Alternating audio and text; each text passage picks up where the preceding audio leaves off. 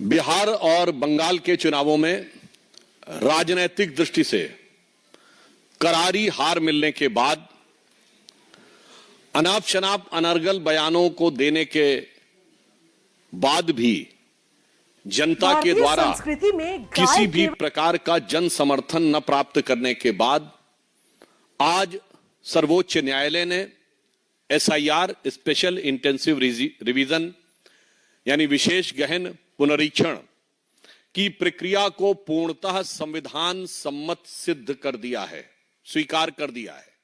मुझे लगता है कि राजनीतिक पराजय के बाद और देश में अराजकता अव्यवस्था उत्पन्न करने की नैतिक पराजय के बाद अब यह विपक्ष और विशेषकर कांग्रेस पार्टी की संवैधानिक धरातल पर भी यह पराजय हुई है। अर्थात हम स्पष्ट रूप से कह सकते हैं कि लोकतंत्र की समस्त संस्थाओं को अपनी अकर्मण्यता को ढकने के लिए, अपनी राजनीतिक अक्षमता को ढकने के लिए आरोपित करने, लांछित करने के सभी कुप्रयास आज सर्वोच्च न्यायालय के धरातल पर निष्फल और निष्प्रभावी सिद्ध हुए हैं। इसलिए यह कांग्रेस की एक पूर्ण पराजय है जो नैतिक, राजनीतिक और संवैधानिक तीनों आयामों पर कांग्रेस और विपक्ष ध्वस्त हो गया है। After a decisive and massive defeat in Bihar and West Bengal, and after their nefarious design to instigate anarchy in the country and getting no response, so that was a moral defeat. Now on the floor of the Supreme Court, there is a complete rejection by Supreme Court on their plea on SIR. Now this can be termed as the constitutional defeat. So I can say that after this judgment of Supreme Court, the complete defeat of opposition, Congress party in particular, and Mr. Rahul Gandhi in particular has been summarized as PCM, political, constitutional and moral defeat. सबसे पहले हम संवैधानिक दृष्टि से कहेंगे तो बहुत स्पष्ट रूप से न्यायालय ने यह कहा है कि SIR exercise is not in conflict the Representation of People's Act and 1960 rules, and it doesn't detract from the constitutional imperative of free and fair election.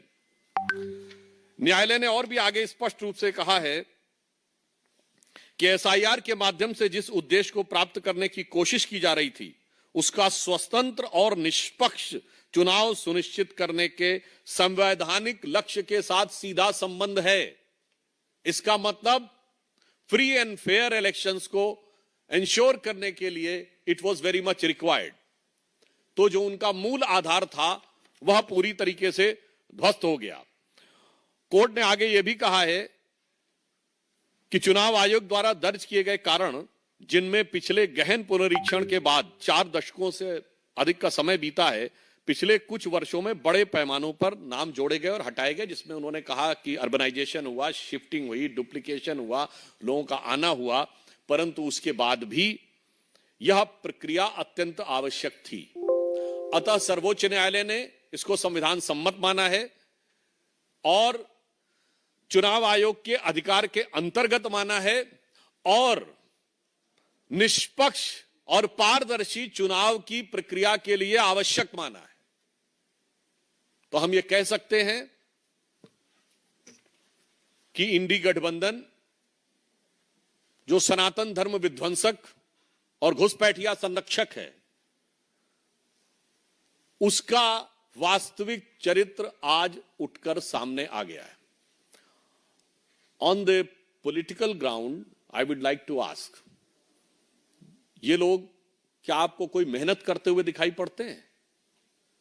गृह मंत्री अमित शाह जी ने कहा कि मैं 25 दिन लगातार बंगाल में रहूंगा। राहुल गांधी जी कहां थे बंगाल में? चलिए, आप कह सकते हैं कि बंगाल में हम बहुत मेन क्लेमेंट नहीं थे, तो असम में तो आप मुख्य विपक्षी दल थे। कितने दिन रहे विपक्ष में, वहां असम में जाकर। उसकी बजाय कहीं कार निकोबार में घूम रहे थे, कहीं वियतनाम में घूम रहे थे। मैं पूछना चाहता हूं ये बात नैतिक और राजनीतिक आधार पे। हमारे सभी प्रमुख नेता, हमारे पूर्व राष्ट्रीय अध्यक्ष नड्डा जी, वर्तमान राष्ट्रीय अध्यक्ष नितिन नवीन जी, इसके अतिरिक्त अमित शाह जी, इसके अतिरिक्त रक्षा मंत्री राजनाथ सिंह जी, तमाम लोगों की आपने वो बैठकें देखी होंगी, वो सम्मेलन देखे होंगे, जो शक्ति केंद्र और बूथ लेवल कार्यकर्ताओं के कार्यक्रम आपने देखे, मंडल अध्यक्ष स्तर लोगों के कार्यक्रम देखे। कांग्रेस में कितनी बार आपने बूथ लेवल कार्यकर्ताओं के सम्मेलन देखे, कितनी बार मंडल अध्यक्ष के सम्मेलन देखे। अर्थात काम कुछ नहीं करना, चुनाव के समय भी मन लगाकर कोई काम नहीं करना, फिर बाहर से जाकर कुछ बातें अनाप शनाप बोल देना और फिर यह सोचना कि उनको चुनाव जीत लिया जाएगा। मुझे लगता है देश की जनता यह समझ रही है। और इसका एक और खतरनाक अर्थ भी है। यह विषय सिर्फ यह नहीं है कि एसआईआर पे आरोप निराधार सिद्ध हुआ, विषय उससे ज्यादा गंभीर है।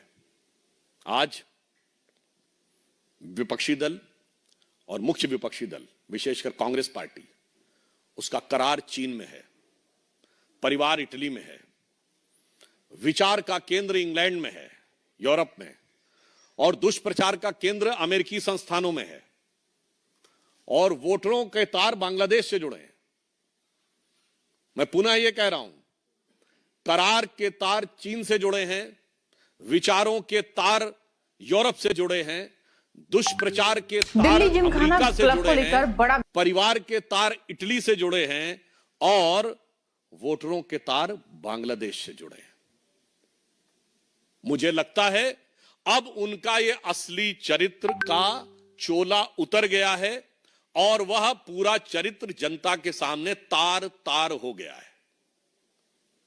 तो मैं सिर्फ अंत में कांग्रेस का जो दुष्प्रचार है, विशेषकर राहुल गांधी ने, दिल्ली जिमखाना क्लब को लेकर बिहार के चुनाव को लेकर था। बिहार के चुनाव में कितनी रैलियां की, कितनी बार उन्होंने विपक्षी दलों के लोगों को बुलाया। आपने स्टालिन को बिहार में बुलाया, जिनके लोगों ने बिहार के लोगों के बारे में क्या नहीं बोला था। आपने उन रेवंत रेड्डी को बुलाया, जिन्होंने बिहार के डीएनए के बारे में क्या क्या नहीं बोला था, और उसके बाद हार का ठीकरा फोड़ दिया चुनाव आयोग पे। तो इसलिए मैं कांग्रेस पार्टी को और विशेषकर राहुल गांधी जी को कहना चाहूंगा, इस निर्णय के बाद उन्हें इंट्रोस्पेक्शन करना चाहिए और अपशब्दों की भाषा छोड़नी चाहिए। अपनी विदेश यात्राओं के भुगतान संतुलन में फंसकर जो मानसिक संतुलन खो बैठे हैं, उस संतुलन को पुनर्स्थापित करने का प्रयास करना चाहिए। तो मैं उनके लिए कहना चाहूंगा इस निर्णय के बाद कि वो पैरवी तो झूठ की करता चला गया, बस उसका चेहरा उतरता चला गया। वो पैरवी तो झूठ की करता चला गया, बस उसका चेहरा उतरता चला गया। रंगत समझ में आई मगर आई देर से, कच्चा था बहुत रंग उतरता चला गया। धन्यवाद।